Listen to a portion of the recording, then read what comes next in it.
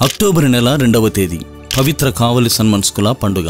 ఈ భూమిని మనిషిని సృష్టించక మునిపే భగవంతుడు లెక్కలేని ఆత్మలను కలిగించారు. వీరే దేవదూతలు లేదా సన్మనస్కులు. నిరంతరం దైవసేవ చేస్తూ ఆనంద స్తుతి గీతాలు ఆలాపించడమే వీరి ముఖ్య విధి. మోక్షమే వీరి నివాస స్థలము.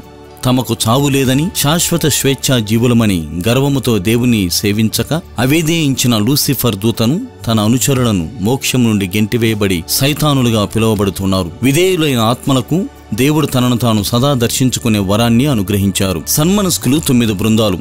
వీరిలో సెరాఫీము సన్మనస్కుల బృందం అత్యున్నతమైనది. వీరు భూలోకములోని మనుషులకు సంరక్షకులుగా ఉంటూ వార్తలను చేరవేస్తూ ఉంటారు. ఎందరో పునీతులు ఈ కావలి సన్మనస్కులను గూర్చి తమ అనుభవపూర్వకంగా పలికిన మాటలు. సన్మనస్కులు మనల్ని జాగ్రత్తగా చూసుకుంటారు. మనం జీవం పోసుకున్నది మొదలు ప్రతి మనిషికి దేవుడు ఒక కావలి దూతను ఏర్పాటు చేశారు. దైవాజ్ఞ ప్రకారం మనకు సహాయపడుతూ తోడుగా ఉంటారు. వీరి సంరక్షణలో మనం ఎలాంటి శోధనైనా జయింప ప్రేరణ కల్పిస్తారు. కావున కావలి సన్మనస్కులను నీ మిత్రులుగా చేసుకో. వారిని ఆదరించి ప్రతి కష్టములో వారి దైవ సహాయానికై ప్రార్థించు.